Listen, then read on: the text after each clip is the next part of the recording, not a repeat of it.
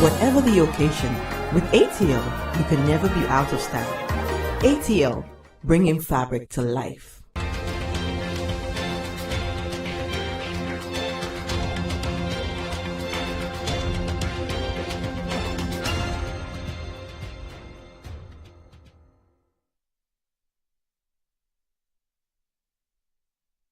So welcome back. The family of former Vice President K.Y Amoako organized a forum with the Department of Economics of the University of Ghana to discuss economic policy making.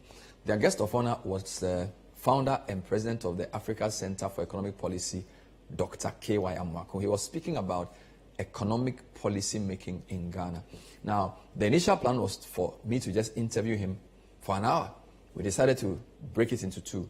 So he gave a 20-minute talk on the subject in front of a big audience, including former President John Dramani Mahama, his running mate for the 2020 elections, Professor Jenan Opoku-Agyeman, the Vice Chancellor of the University of Ghana, Professor Nanaba Appiah-Ampho. Indeed, there were three former Vice Chancellors there, Professor Akil Akpasoya, Professor Ivan Adai-Mensah, and Professor Ernest Aite. Packed hall, CD Conference Center. So initially, I will show you the thoughts of Dr. Amoako on economic policy making in Ghana, where he speaks about the importance of leadership and institutions and consensus building in crafting economic policies that work. So let's hear that first. Your Excellency, former President of the Republic, John Mahama, Vice Chancellor of the University of Ghana, Professor Nanaba Appiah-Ampho, my good old friends, Vice Chancellors, Ivan and Akilapa, thanks for all you've done for me in the past. It's good to see you again. Ministers, former ministers, my very good friends, Mrs. Matilda Amisatha and family, distinguished guests, friends and colleagues, all other protocols observed. It is my honor to be here today to speak in remembrance of Kwesi Bekwai Amoako, or as we fondly know him, Pa Kwesi. He and I had a chance to work together on several occasions, and we shared a firm belief in Ghana's ability to transform and to live up to its potentials as Africa's greatest democracy. He was, for as long as I knew him, committed to making policy decisions based on strong evidence, but always keeping in mind the need to put citizens first, and to understand how big picture policy impacts people living at all four corners of our beloved country. It's always an honor and a privilege for me to be here.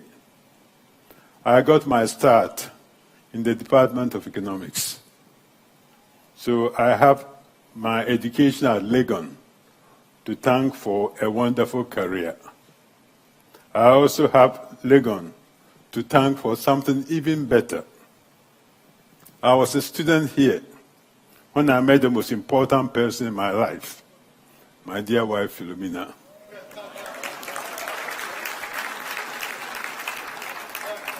I came here for an education, but I left with so much more than that. This is actually the third time I've had the honor of making a speech at Legon. The first one in September 2000, when I delivered the University of Ghana alumni lecture at the Great Hall with the Vice Chancellor Ivan spearheading it. I spoke on Ghana's history of economic development and reform, and I noted that we as Ghanaians possess a special value of tolerance and respect that has allowed us to avoid the conflicts and strife that have affected other African countries. But I also cautioned that our tolerance should not extend to political systems, policies, or institutions that need to serve our people better. The second time I spoke at Legon was 15 years later, in 2015, also at the Great Hall, where I had the honor to serve as a keynote speaker at the inaugural E.N. Umabu Memorial Lecture. On that occasion, I spoke on how to strengthen our democracy for a stronger economy and a stronger future. I called it positive politics for Ghana. On both occasions, I spoke on the urgency of addressing the problems that were holding us back as a nation. And on both occasions, I said the same thing. The Black Star cannot win. In between those two Great Hall lectures, I spoke at the opening session of the Economic Forum at Senchi, which was chaired by the man we are honoring here today and convened by former President Mahama. One of my most vivid memories of Kwesi was when we worked together at Senchi almost 10 years ago for such a crucial event. At that time, Ghana was facing several serious economic challenges. Fiscal deficits were high, rising public debt, energy subsidies, and a high public sector wage bill were threatening macroeconomic stability. Inflation and interest rates had jumped into double figures. Together with Kwesi and other political and development elites in Senchi, we spent 3 days on substantive discussions about what the future of our country should be. We came out of Senchi with a consensus, but only among a privileged few, without enough buy-in from all political parties. So the conversations and agreements we made ended up as a footnote in history rather than as a long-term strategy. The situation we face today may be even worse. Between 2000 and 2020, Ghana has experienced 13 years of rapid growth, including years of very rapid growth. But growth alone is not enough to sustain long-term development. Countries must transform their economies. Despite the strong growth rate, Ghana's economy has suffered from falling productivity in the manufacturing sector and high vulnerability to global markets and commodity price shocks. Its development has been marred by debt and energy crisis, large trade and fiscal imbalances, and a lack of long-term consistent planning. As a result, Ghana is not transforming. At the African Center for Economic Transformation, we developed the African Transformation Index to track countries' progress in this regard. An updated index will be released in a few weeks. And it will show that Ghana's economic transformation is in decline, below the Africa average in all the areas used to measure success, such as diversification of products and exports, technology, and labor productivity. As we know, Ghana has just made another agreement with the IMF, but the stakes are higher. Political polarization is worse. Civic disengagement is higher. Ghana must not only solve its economic problems to enable transformation, it must safeguard its democratic traditions and institutions. Another election is on the horizon, and the next government will lead Ghana into the second quarter of the 21st century. These next 25 years are absolutely crucial or critical to Ghana's ability to secure its future. Another consensus is needed, but this time it needs to be a true national consensus, broader, with more stakeholder input and buy-in, especially among the youth, women, and civil society. In past lectures, I spoke on these issues in hypotheticals. Today, I do not have to do that. Today, I'm able to speak in more certain terms, specifically about a new initiative that I and many other concerned citizens are spearheading. It is called the Compact for Ghana's Political and Economic Transformation. And through it, we are working right now to build the true national consensus that is so urgently needed. The Ghana Compact aims to frame the future we want for Ghana by 2050. It is a platform for setting a shared vision for a nation that will tackle our greatest challenges.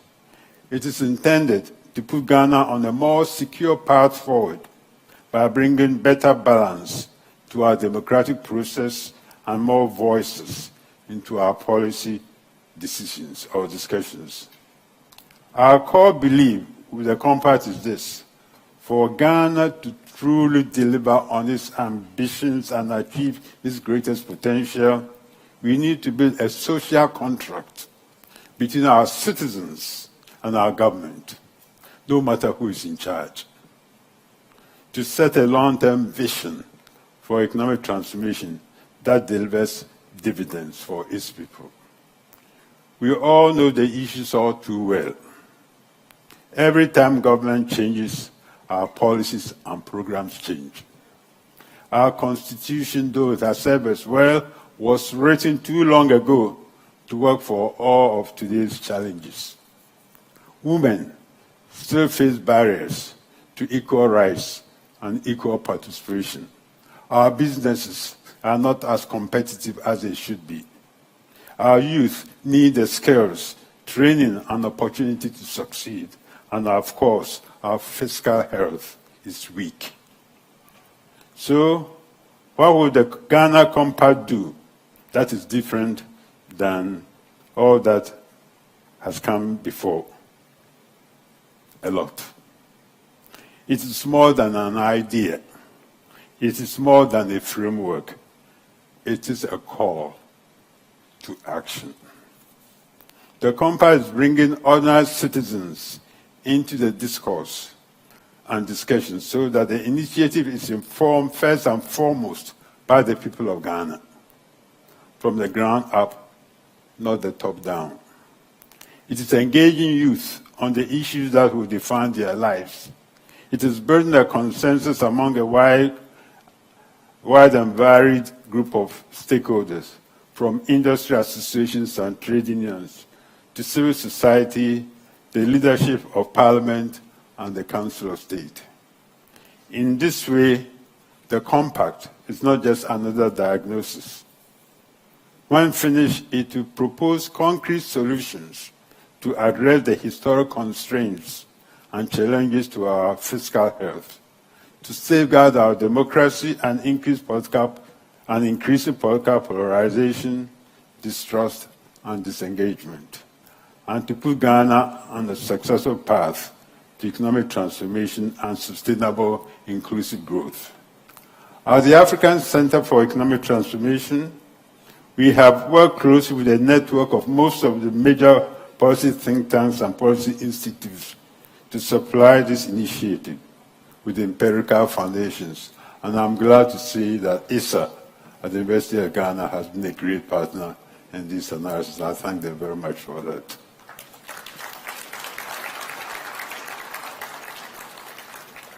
More than half a dozen research papers have been produced so far, and we have more sittings, dialogues, and engagements planned, as well as a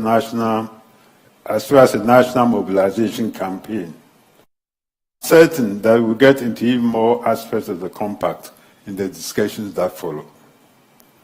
Now, in light of all this, I want to take a moment and reiterate the theme of today's conference: economic policy making in Ghana, lessons learned, and the way forward. The Ghana Compact is, in my view, a true workable blueprint for applying past lessons towards a better future. But of course, it all comes down to crafting and implementing smart, informed economic policies that enable transformation. So before I conclude, allow me to make one very important point right now. We know what it takes to transform.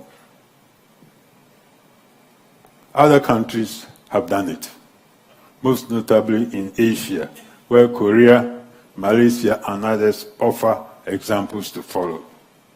But we also have some good examples on our own continent of countries that have started on a transformation journey, such as Mauritius and South Africa.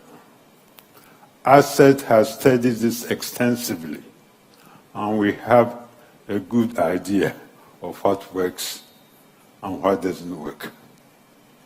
In Africa, we know that all countries, no matter their unique circumstances, must diversify production and exports, improve competitiveness in global markets, boost productivity, especially labor productivity, upgrade technology across industries, and improve human well-being through higher wages and better jobs. These are the fundamental components of successful transformation strategies, and they must be central to economic policy making in African countries. Ladies and gentlemen, I do not have to tell you that there are no shortcuts to the solutions we seek. But we do not need shortcuts. We need commitment.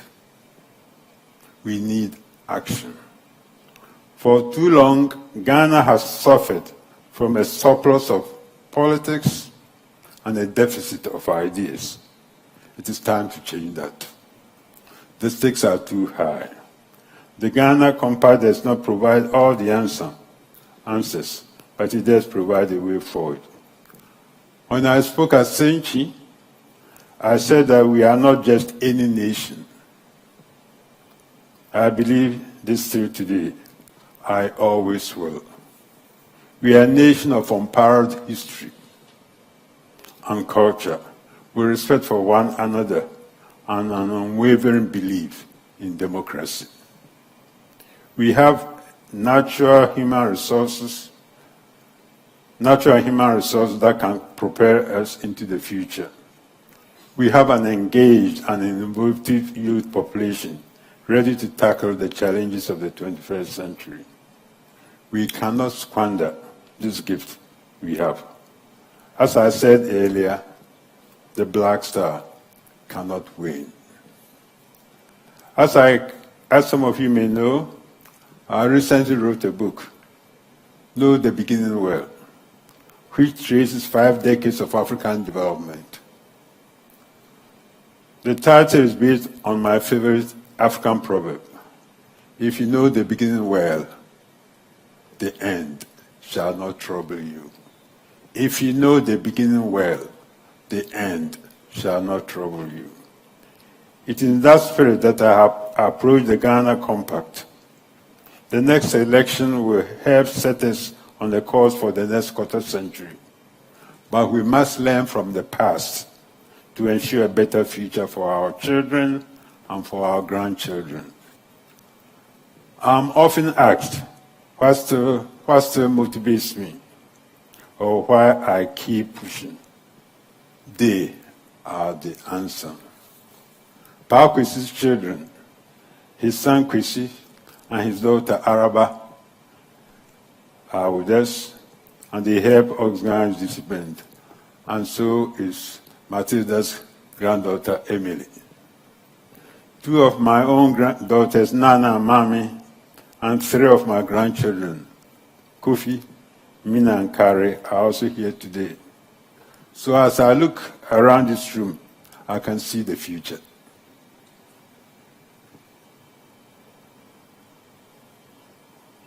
Right in front of me. I'm humbled and honored to speak in front of you. My granddaughter Mina lives in Accra. She's a child growing up in Ghana, just as I was. When I envision a better future, I do it through her eyes. What kind of opportunities will be available to her? Will her well-being be better than it is today? Looking ahead to 2050, Mina will be 40 years old. If Ghana's leaders put our people first and come together to adopt a unified transformation strategy and stick with it between now and then, Mina will see a hopeful vision turned into reality. She will see an economy that is diversified, stable, and providing its citizens with higher and steadily rising levels of income.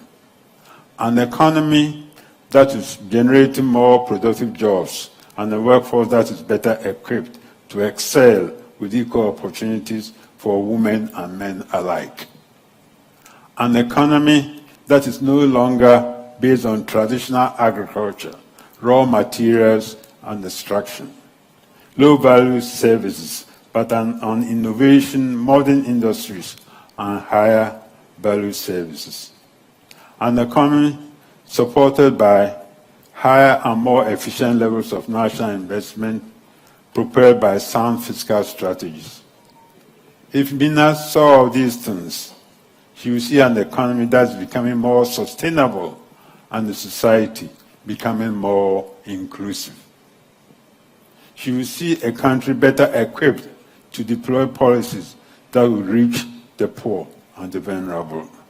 She will see a country with increased lifespans, reduced income gaps, and less poverty. So, in that context, allow me to close by reading from the last paragraph of my book. I do not know if Mina will see the Ghana I have envisioned my whole life, but I hope she does. And I believe she will. My journey is nearing its conclusion. Her journey, and a better one for Ghana and Africa, is just beginning. I know Pa Kwesi share the same hope and vision for Ghana. I look forward to discussing these issues further with you. Thank you very much.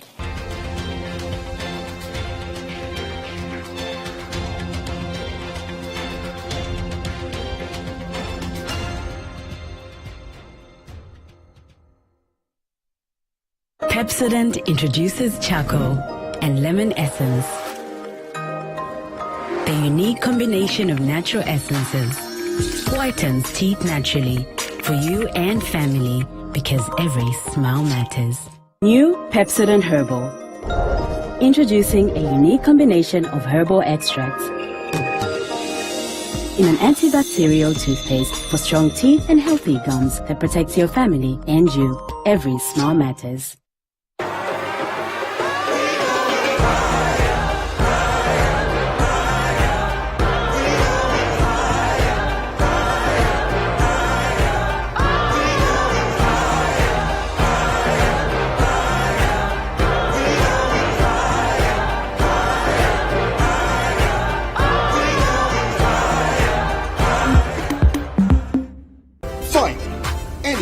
Can become a household. Oh, wow. Yeah. You Go Flip, a real estate gaming platform that allows you to play and stand a chance of winning a house or cash or consolidated prizes, such as savings towards a house. Simple and easy to play. Visit www.yougoflip.com. Buy a ticket to enter the game. Wait for the end of the game to enjoy the win. Anyone can win. Flip it or own it. This advertisement has been vetted and approved by the Gaming Commission of Ghana. Play responsibly, not for persons below 18 years, and gaming can be addictive.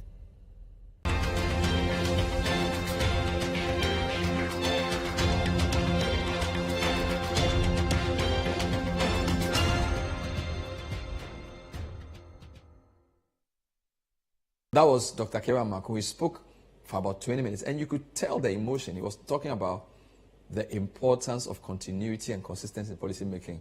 And he answered the question, why does he bother? I mean, this is a man who entered the University of Ghana, as he said, in 1968. So he's not a young man. And he's still concerned about Ghana's economy. I sat down with him after his brief speech to try and get clarity on some of the issues he raised. And I initially wanted to find out if after that emotive end to a brilliant presentation, I actually wanted to even talk about it. So we sat down for about half an hour. Here are some highlights of that. And watch out for the question Professor Ernest Aite, himself an economist, asked at the end of the presentation, which question Dr. K.Y Amoako took some time to answer. This program has been planned such that the speech will be the main thing. And in fact, we struggled to bring this Q&A session.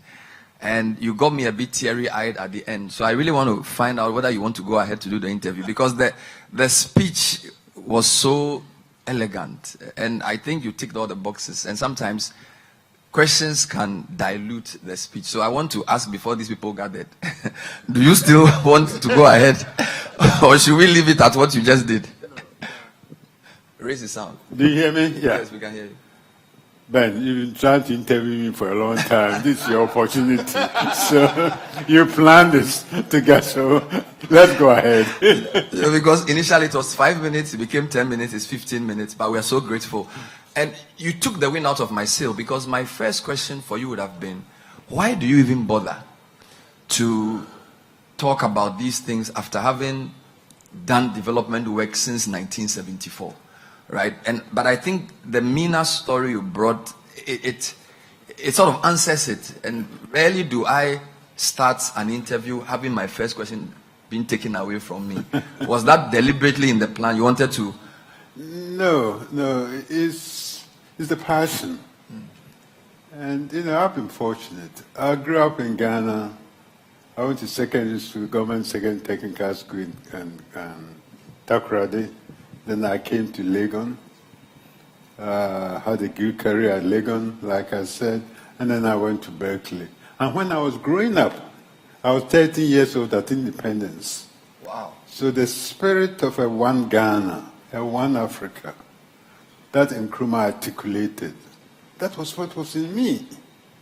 And that's what grew up in me. And I went to Berkeley, then I went to the World Bank, and everything I did at the World Bank, all the various, it was always at the back, Africa.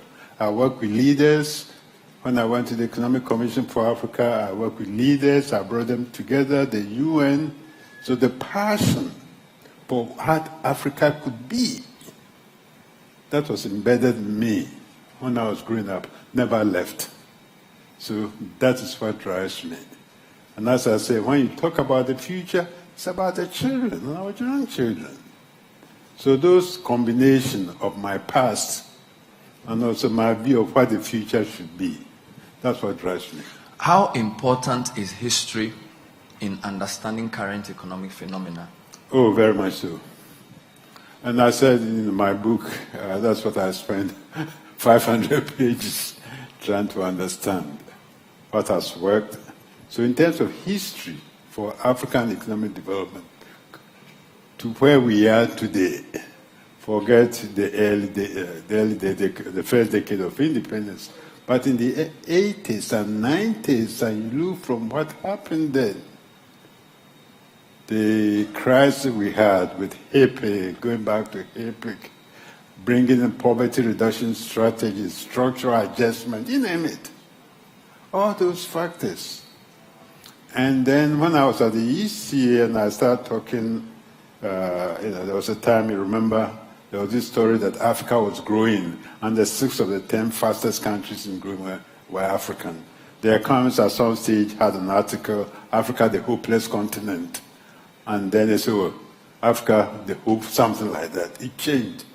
But then I realized the more things change, the more they stay the same. We've been through all this restructure, but our economies, and when commodity prices go up, then things are happy. We talk about integration, our economies, and all these ideas. So in a sense, that is why I think history matters, to learn what has worked, what hasn't worked. But my sense is that we can make it, but we have to learn from the past. When I look at your life, every decade something new happens. 1974, World Bank. 10 years later, Zambia. 10 years later, UN. 12 years later, Asset. A few years later, Senchi. So what is defining for you about this time and this decade? What's the most defining thing? Things around the world is changing. You can't take things for granted. Look at Ukraine. Look at COVID. All these factors are affecting us. Look at the global financial architecture, the world system that were put in place. It's not working for Africa. So it's a more difficult and challenging times in most ways. And one of the things we're doing now, as I said, with other think tanks around the country, is to bring an African voice for the global financial architecture reforms on debt management, on more aid, or more concessional financing, on the role of the private sector, and to get African voice to deal with today's circumstances. But first of all, we have been talking about the consensus within Ghana. We need a consensus at the African level. My biggest frustration, and let me come to it, when I hear people say Africa and China, Africa and Russia. What's Africa? Africa is a collection of 54 countries, individual countries. So when you have 54 countries dealing with China, it's not the same. So African unity, African coming together, crafting a common vision. And the AFCFTA, I think, offers us, it's been a long time in coming. When I was at the EC, I pushed so hard. Then started the African Center, African Trade Policy Center to do all the analysis studies that eventually became the underpinnings for the AFCFTA. So my answer is that the times are difficult now, but we need, and leadership matters a lot. And when I look at the AU, where you get me going to something. You get the leadership cohesion today. And I compare it to African leadership around the time when I was at the EC, when NEPAD was being put together, when the APR, there was a lot of coming together. I don't see that now. So consensus is important to deal with today's challenges and to craft an African agenda. And that's some of the things we are doing at the EC. You've been very strong on transformation. Today you said for the past 20 years, we've had at least 13 years of strong growth. Yet growth alone is not enough. Exactly. Transformation is key. I've also heard you say that transformation can only take place when informed policies are championed by visionary leadership, implemented by capable institutions. Yeah. So it's informed policies, visionary leaders, capable institutions. Which of the three would you say is most pressing for us as a country and for the continent? Well, I think they all come together. I mean, I've been asked the question a lot of times, and even before this session, I was looking at an article I wrote for the Course magazine, which was that. And there are 7 lessons, if you want to unpack them, what you just said. It's the totality of it that matters. But I'll come to the leadership issue because you specifically asked for that. Transformation is a long term. That's why. It takes 20, 30 years to get there. It's not 2 years or 3 years. So you need to have a long-term vision. You need to have a plan, right? That's what Koreans and the others did. You can't go back and forth. And in creating that vision, you need to bring people together to craft a vision that matters. And then each government will follow through. You need consistency in policies and programs. You can't go for 2 or 3 years. And that's one of the things we're talking about in Ghana. A government comes and things change. And the programs and the policies change. You don't have consistency. So you need that consistency. You need to work together. Transformation is a partnership, particularly between the private sector and the state. Right? And that partnership matters. The private sector has to produce the goods, do the export, do all these things. The state has certain core functions that it must have, like macroeconomic stability, all those. But it's that partnership together that matters. So those are some of the, and we need to work together in a sense. And there comes the leadership issue. It's about also leadership. The leadership matters everywhere, in every country in the world. But for poorer countries, leadership matters more. And we talk about political leadership, that's critical, but it's about leadership at all levels, not just political leaders. And people ask me, especially when it comes to political leadership, what are the characteristics of political that you want to see? There's been a lot of research. In fact, there's a book written by an American, forget the name, that goes in depth in this. And if you look at what's happening in Korea and all these other countries, the characteristics of good leadership, as a political leadership, one, a leader who has a vision of where they want to take the country, who governs selflessly, who can inspire others to greater heights.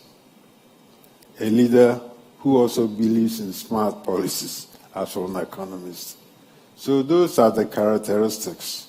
And if you go through history and you look at countries that have done well, circumstances are today different than when Korea, Lee Kuan Yew, and all those people were pushing the agenda. But those are some of the characteristics. How do we bring a polarized country together? You made reference to 2015 Senchi, and that even though it was a good program, because it wasn't far-reaching enough, it just became a brief pause in history.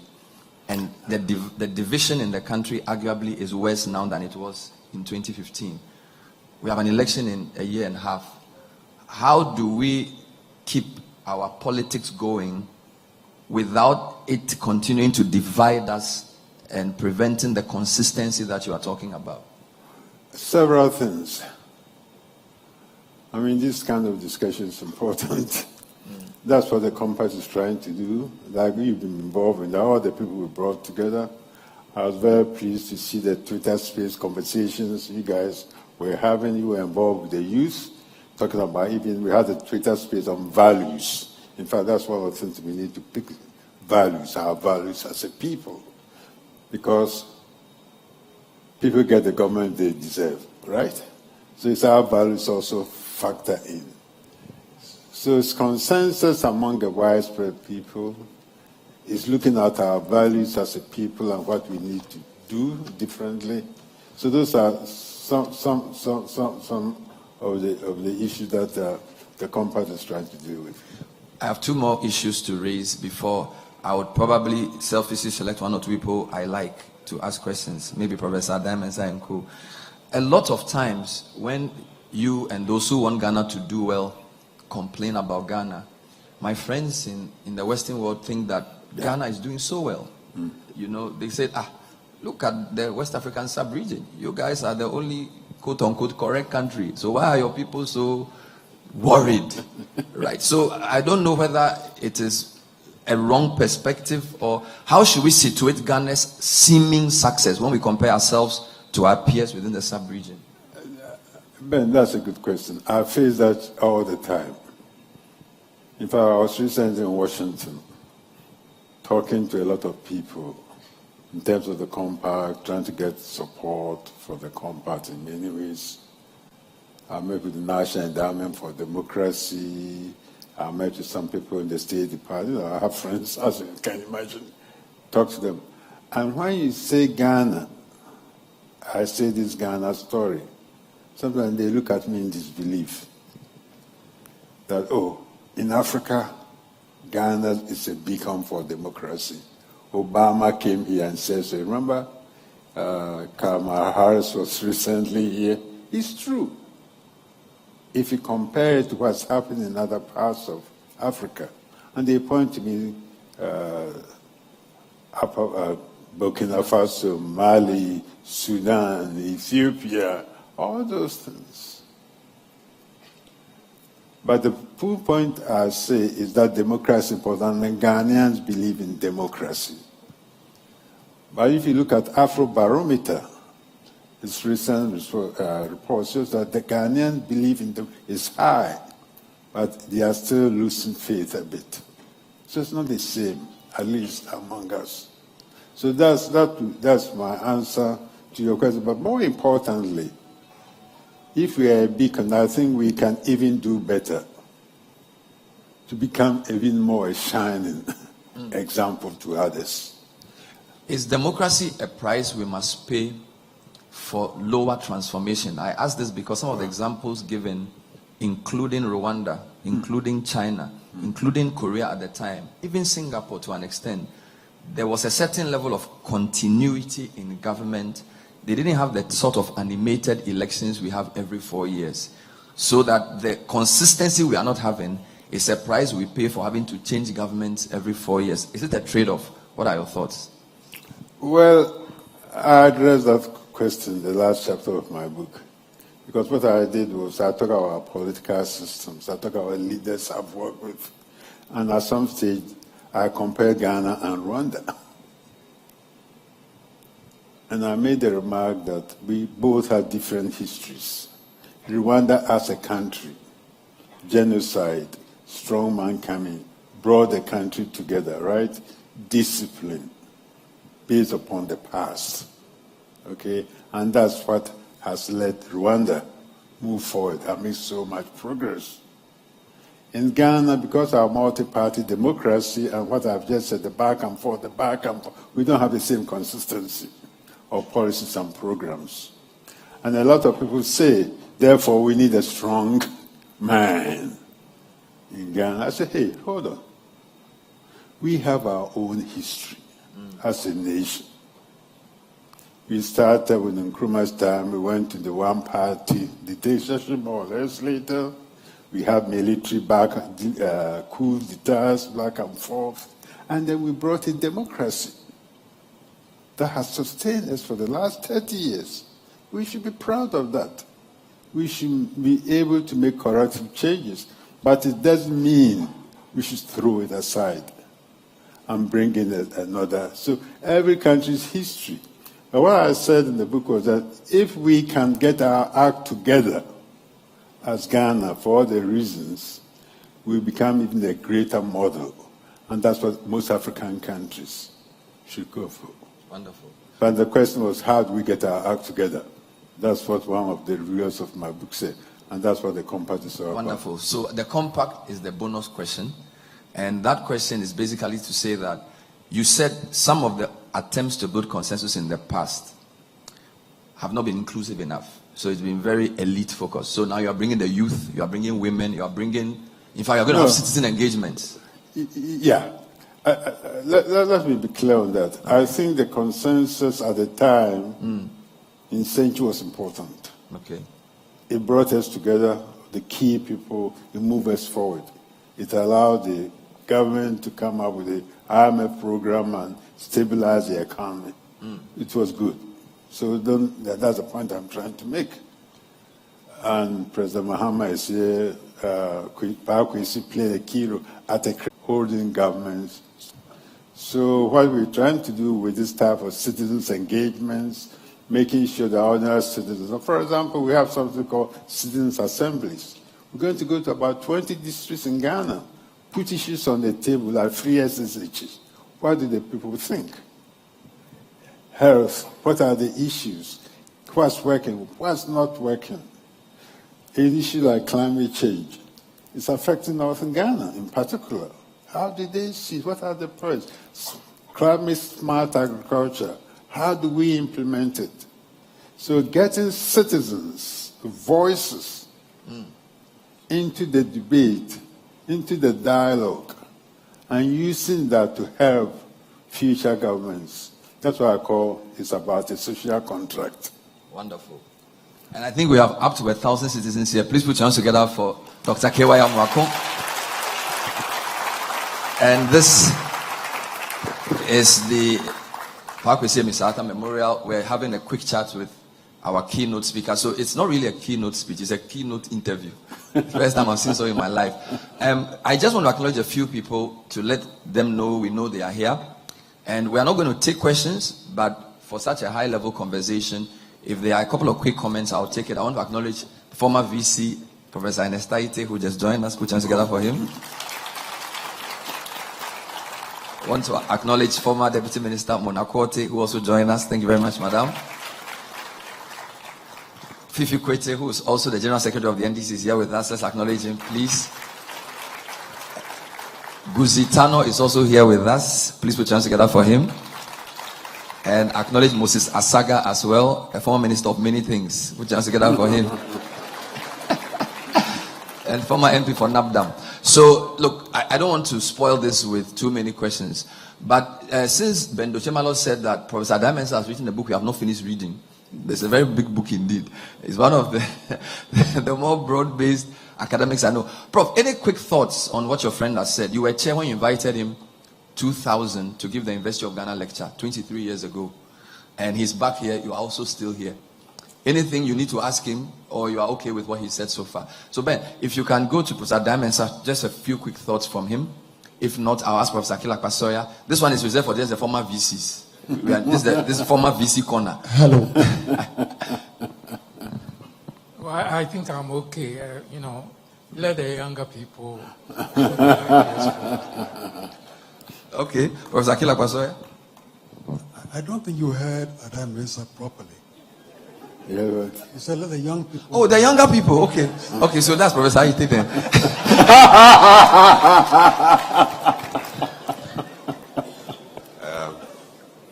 Thank you very much, KY. I've enjoyed listening to your responses to Bernard.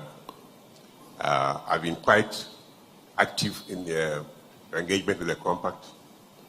One of the questions that we haven't been able to address fully has been how to get that consensus in place to reflect the views of as many Ghanaians as possible. I was happy to hear you talk about the engagement with the district assemblies. How do we move beyond that to ensure that the views expressed at these assemblies are carried through and have some influence? I like the definition you gave about democracy, that citizens holding their governments to account. Yeah. It is a very, very plausible one. It's one that we should all embrace. What are the mechanisms for doing that? We have a constitution that makes it extremely difficult. I know you've been quite active in trying to get changes made to the constitution. There are many or some Ghanaians who are adamant. How do we prepare ourselves for a future in which the political culture is not only determined by the constitution, but by people being able to hold their government to account? Yeah. Thank you. Can I? Thanks, Ernest. And Ernest has been a good companion and champion on the compact. So we've talked a lot. It's been a part of all the discussions. But you put your finger on it. It's been a process. Where we are now is we've done all this analysis. We've set a clear vision. Now we want to go to the next stage, which is to mobilize the average citizen. So these citizen assemblies we're going to be doing is one. But we're going to have a campaign. And we have a campaign that we put together. We're discussing it. I've had some help with some of my... I don't want to embarrass somebody here who helped me put it together. But one of my daughters is a specialist in this area. So we have something we call hashtag Ghana 2050. And we're going to use all sorts of media, technology, engagements, so that between now and the time when the campaigns are in full swing, the voices of the people in terms of what matters to them, what they want in health, what the challenge they see, can influence the debates. And we also had what I call one inter-party dialogue at the dinner where we brought some of the leaders of political parties. Fifi Koto was there, some of the NPP leaders were there. We talked candidly about how can we make sure that the next election are more issues-oriented, that the issues that we'll be addressing, that the issues that the manifestos of the political parties will embrace will derive from what the citizens are seeing and through the compact process. So we want to marry. Ultimately, we have to elect a government through a democratic process. But we're saying that citizens' voices and their needs should drive. And the other issue we know is the monetization of our politics. It's a huge factor. How do you get citizens' engagements and voices to also bring to bear? So that's what I wanted to say. So that's the state we are in. And then it comes down to this idea of a social contract. And we're going to have something we call a citizens' convention, where we're going to bring citizens, political, everybody together, where we pull all these two together for a discussion, maybe by the end of this year or early January. And we hope that will help the political process and the discourse and the goal setting for this country with a vision for what we want to see in 2050. And the other point, and that's the last part, permit me to say this. You mentioned the Constitution. The Constitution has served us well for 30 years. But it's also clear that there are certain things that need to change if you want to have the Ghana we want, the transformed Ghana we're talking about. And my frustration is that every day you hear people making speeches about the Constitution. We had a Professor Tukuba is here. We have the Constitution Review Committee report. A lot is there. We need to move to action and to tackle some of the key.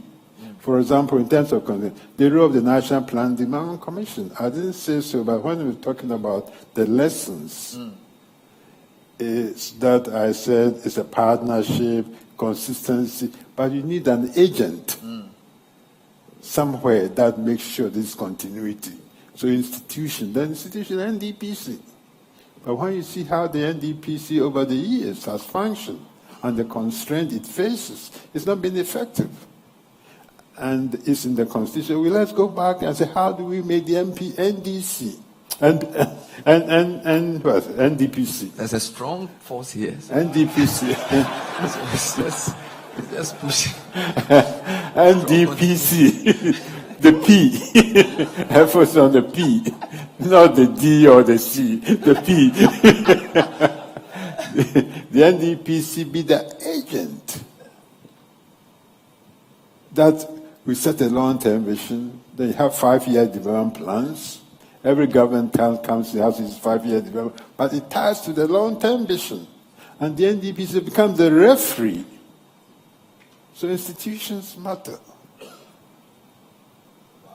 So, you see the difference between a journalist's question and a VC's question.